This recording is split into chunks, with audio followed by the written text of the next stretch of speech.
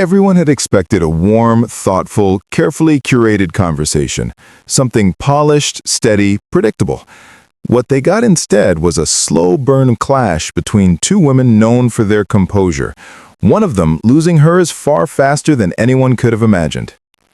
Inside a quiet, Today Show-style podcast studio, beneath soft lighting and spotless neutral decor, something was quietly coiling, tightening, waiting to snap.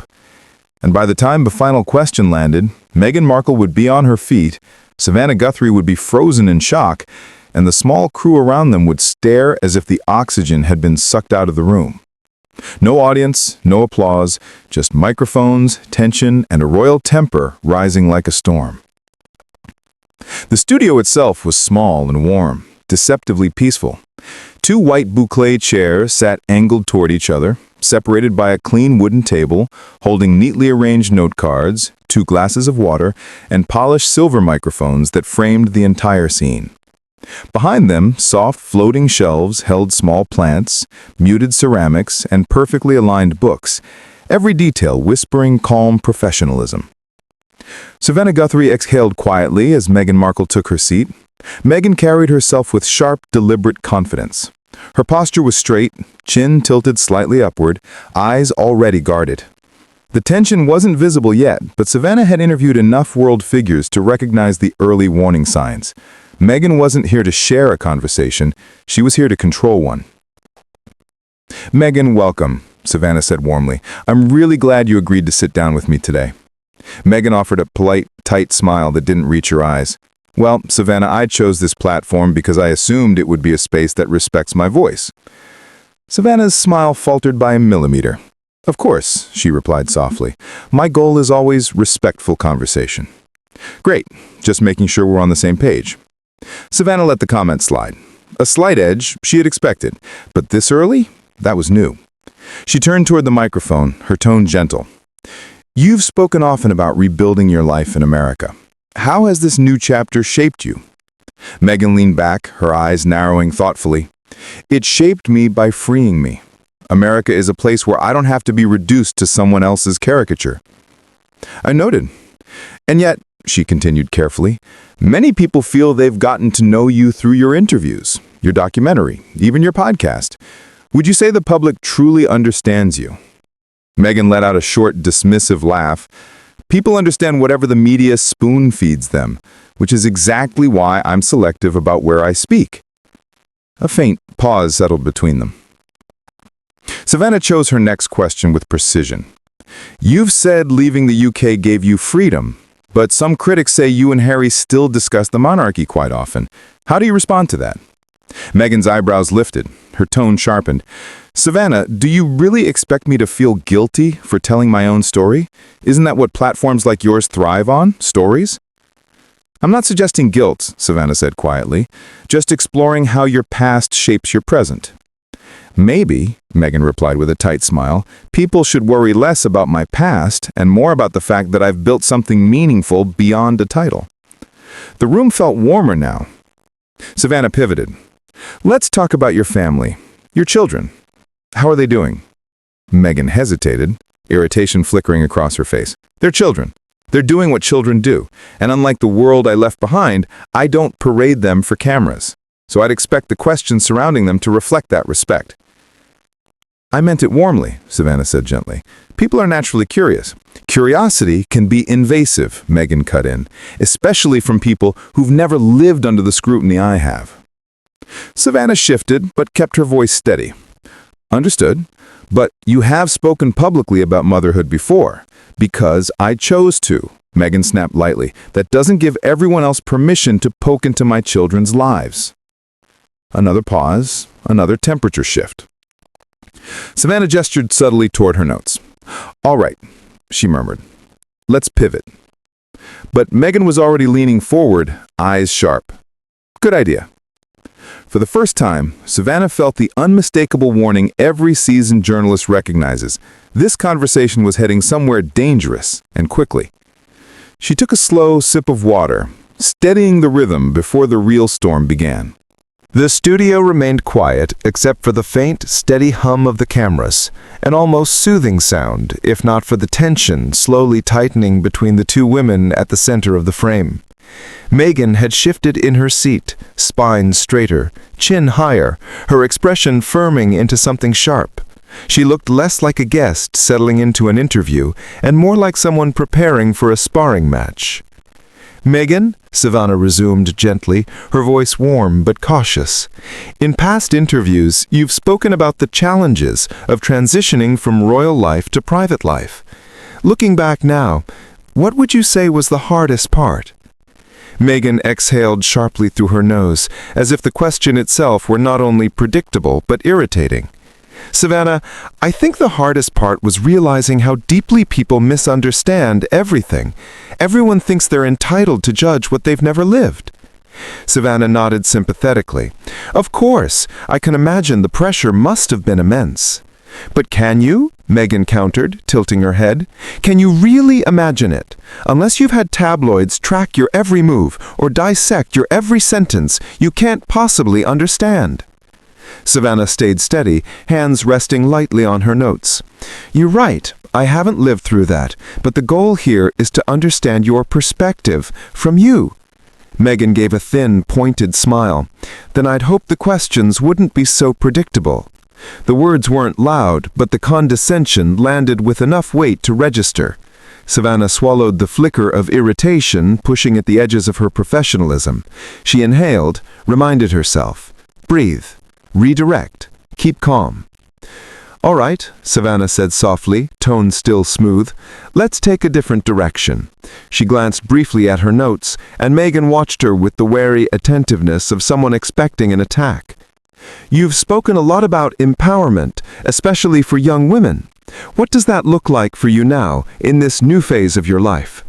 Meghan crossed her legs again and smoothed her ponytail with one hand. "It looks like not explaining myself endlessly. It looks like choosing projects that uplift people, not institutions." "Are you referring to the royal family as an institution?" Savannah asked. Meghan raised a brow. "Isn't that what it is?" Savannah tried again, searching for neutral territory. "Do you feel that, despite the difficulties, anything positive came from your time in the monarchy?" Meghan's lips tightened before she answered. "Well, I suppose I learned resilience, and that sometimes courage is walking away from toxicity even when the world expects you to smile through it." Savannah nodded thoughtfully. "You've mentioned toxicity before. Do you mean the media, the institution, or personal relationships within it?" A flicker, quick but unmistakable, crossed Meghan's eyes, irritation creeping to the surface. "Savannah, this is exactly what I mean. People want me to name names, to paint targets. I'm not giving you that moment. The world twists anything I say anyway." "I'm not asking for names," Savannah said calmly. "I'm asking for your reflections. And I'm giving them, just not in the way you want." A charged silence pooled between them again, thick enough to feel. Savannah tried once more, choosing a safer path. "Let's talk about your work with Harry, your projects together, the causes." Meghan interrupted with a sigh that bordered on theatrical. "Savannah, everything I do doesn't have to be tied to Harry. I'm capable of existing independently." Savannah blinked. "I didn't mean to imply otherwise." "Yet you did." Meghan's gaze sharpened. "It's always Harry this, Harry that, as though I'm just an accessory." Savannah regrouped quickly. "Okay," she said softly. "Then let me rephrase. What is your personal vision moving forward?" That caught Meghan off guard, though not pleasantly. "My vision," she repeated, "my vision is to create, to build, to thrive without having to justify it.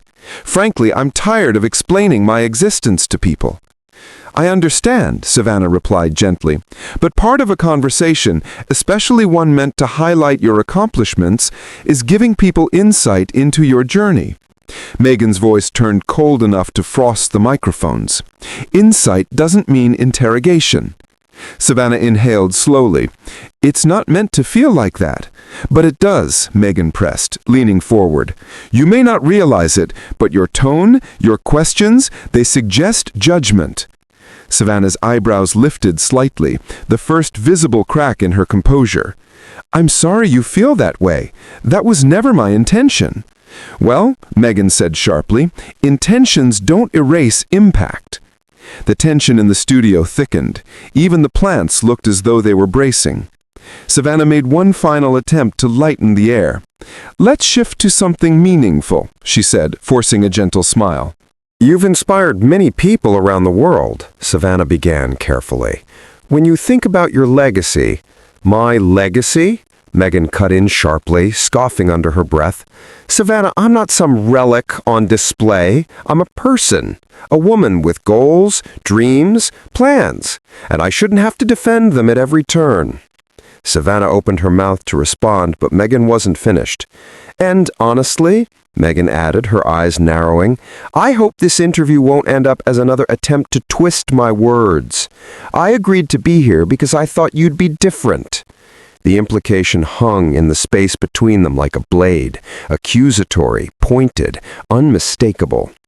Savannah, though rattled, kept her composure intact. "We're here to have an honest conversation," she said softly. "Nothing more." "Good," Meghan replied, crossing her arms as she leaned back. "Let's hope it stays that way." But inside, Savannah knew something had shifted, and the interview was only drifting deeper into dangerous territory. The air in the small studio now felt noticeably heavier, thick with unspoken hostility. Even the subtle hum of the ventilation system seemed louder somehow, as if amplifying the tension between the two women. Savannah adjusted her microphone, the movement slow and deliberate, a subtle signal to the crew that she was still steering this ship, even if she felt it inching toward rocky waters. Meghan crossed one leg over the other, her posture impeccable, her expression a perfect mixture of polite irritation and cool superiority. She didn't raise her voice, didn't need to.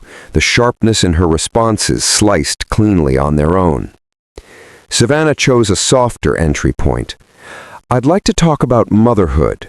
You've been very protective of your children's privacy, and many people admire that. How do you balance giving them a normal childhood with the public's interest in your life?" Meghan let out a breath that was almost a laugh, almost. "Well, Savannah, it's not exactly complicated. I protect them, period. That's what good mothers do." Savannah nodded. "Of course. And do you ever feel pressure?" "Pressure?" Meghan interrupted immediately. "From whom? The media? The public?" She shook her head with a slow, knowing disdain. "Trust me, I learned a long time ago not to care what strangers expect of me or my children." Savannah leaned forward slightly, keeping her tone neutral. "I only ask because many parents in the public eye struggle with that balance." "Maybe they do, but I handle myself differently." It wasn't the words themselves, Savannah realized. It was the delivery. Every sentence forged like a subtle jab, every answer a line drawn in the sand. Trying again, Savannah shifted. "Let's talk about your philanthropic work. You've been vocal about mental health awareness and women's empowerment. What motivates you in those areas?" Meghan gave a small shrug, dismissive, practiced. "Motivation isn't the issue. I do these things because they matter. Because I have influence and I choose to use it positively. I know that's hard for some people to accept." "Oh, I don't know," Meghan replied, dripping sarcasm. "Maybe because society is still uncomfortable with a woman who knows her worth? I think many people celebrate strong women. I know I do." "Well, that depends on what someone defines as strong." Savannah ignored the provocation. "You've mentioned before that stepping away from royal duties was the healthiest choice for your family. Looking back now, do you feel you've found peace?" Meghan hesitated, not for lack of an answer, Savannah suspected, but because she didn't like the question. "Peace is complicated," Meghan finally said, "but I'm certainly better off than I was trapped in that system." "When you say system, do you mean the monarchy itself or the pressures around it?" "It's all the same. The monarchy, the press, the expectations. It's one machine, and I'm done feeding it." The temperature in the room dipped again. Savannah felt her jaw tighten almost imperceptibly. "Some might argue," she said slowly, "that by writing books, doing interviews, producing documentaries, you're still part of that conversation." Meghan's eyes flashed. "I share my truth," she said sharply. "That's not feeding the machine, that's reclaiming my voice. Surely you, as a journalist, can appreciate that." "I do understand the value of speaking your truth," she said gently, "but conversation also means being open, even to hard questions." Meghan let out a frustrated sigh. "Savannah, you're not asking hard questions." You're repeating narratives that should have died years ago. The words landed harder than Savannah expected. Not loud, not explosive, just precise enough to bruise. She kept her expression steady, but a flicker of surprise tightened her posture. "Okay," Savannah said, calmly, her voice even. "Then let's pivot. Many of your critics—" "Oh, of course we're talking about critics now," Meghan muttered, just loud enough for the microphone to catch every syllable. The irritation wasn't hidden. It was intentional. Savannah paused. "Meghan, I'm simply exploring both sides." "And that's the problem," Meghan snapped, the temperature in her tone dropping sharply. "You think every opinion deserves space. Some don't. Some are just hateful. And frankly, I'm tired of pretending otherwise." For the first time, Savannah's brows lowered. Not a reaction, just a tiny crack in her polished neutrality. "I understand criticism can be painful." "No," Meghan cut in, slicing through the sentence. "You don't understand. You've never lived through what I have." Savannah swallowed, professionalism still intact but stretched thin. "All right," she said quietly, "then help me understand. That's what conversations like this are for." Meghan leaned forward slightly. Her voice was cool, sharp, deliberate. "Conversations like this are usually for entertainment, for people to poke and prod and twist. But you know what? I'm not here to be dissected anymore." The shift in the room was palpable. Irritation had hardened into hostility. Savannah clasped her hands together lightly, grounding herself before responding. "Meghan, I'm not here to dissect you. I'm here to have an open dialogue." Meghan tilted her head. Skepticism etched across her face. "Are you? Because it feels like I'm defending myself against the same tired assumptions." Savannah inhaled, slow and deliberate. "Then let me ask you something more personal. What do you want people to understand about you that they don't?" Meghan's answer was instant, almost icy. "That I don't owe anyone understanding." Savannah froze, not visibly, but inside something stilled. That wasn't defensiveness. That was a wall. And another degree of warmth slipped out of the room. Meghan didn't stop. "Honestly, Savannah, these questions feel beneath me. I thought this would be a different kind of interview, not another attempt to box me into someone else's narrative." For the first time, Savannah's composure wavered. Just a hairline fracture. "Meghan, I'm just doing my job." "Then maybe your job needs rethinking." The shock was immediate, small, sharp, unmistakable. It cut through the silence of the small studio like a blade. Savannah's eyes flickered, hurt, disbelief, then restraint. She lowered her gaze briefly, regrouping, threading her professionalism back into place. Meghan didn't flinch. She simply folded her hands, gaze steady, waiting as if she was the one conducting the interview. And in that moment, Savannah realized something. This wasn't tension anymore. This was a collision. She had interviewed world leaders in crises, survivors in their most vulnerable moments, public figures balancing fragility and fame. But nothing felt quite like navigating Meghan Markle's simmering hostility in this echo-quiet podcast room. The air had grown brittle, like glass under a spreading crack. Meghan sat perfectly poised, back straight, dress immaculate, expression composed. not a strand of hair out of place. But everything about her radiated warning. A queen without a crown, daring anyone to challenge her. Savannah straightened, reclaiming her grounding. "Meghan," she said gently, "I want to wrap this up by talking about the future. What do you see ahead for yourself, for your family?" Meghan exhaled sharply, rolling her eyes, subtle, but enough that the cameras captured it. "The future is whatever I create. I'm not here to give the world a roadmap of my plans. People will see what I choose for them to see, nothing more." Savannah nodded, composed again. "Do you hope for reconnection with your family someday, with the royal—" "Oh, for heaven's sake," Meghan snapped. "Are we back to that again?" "I only meant—" "No," Meghan cut in firmly. "You meant to drag this into the same tired territory every interviewer falls into. Family drama, royal gossip, conflict. I expected more from you, Savannah."